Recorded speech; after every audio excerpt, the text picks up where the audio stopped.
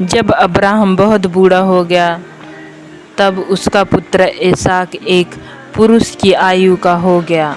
इसलिए अब्राहम ने अपने एक सेवक से अपने पुत्र इसहाक के लिए उस देश से एक पत्नी लाने के लिए भेजा जहां उसके रिश्तेदार रहते थे। जहां अब्राहम के रिश्तेदार रहते थे उस देश को जाने के एक बड़ी लंबी यात्रा के बाद परमेश्वर उस सेवक को रिबका के पास ले गया। वह अब्राहम के भाई की पोती थी। रिबका अपने परिवार को छोड़कर उस सेवक के साथ वापस जाने के लिए मान गई। जैसे ही वे पहुँचे, इसहाक ने उससे विवाह कर लिया। तब लंबे समय के बाद अब्राहम मर गया।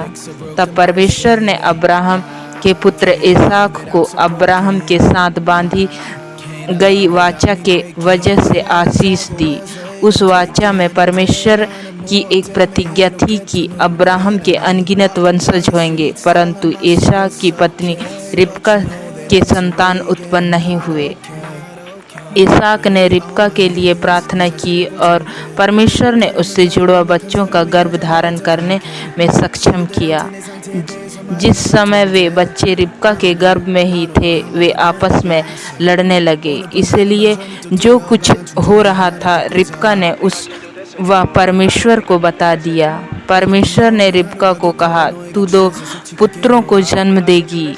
उसके वंशज 2 अलग अलग जातियां बनेंगे। वे एक दूसरे से लड़ेंगे, परंतु बड़े पुत्र से उत्पन्न होने वाली जाति को छोटे पुत्र से आने वाली जाति की आज्ञा माननी होगी। जब रिबका के बच्चे का जन्म हुआ तो बड़ा पुत्र लाल और रोएदार था और उन्होंने उसका नाम एसौ रखा।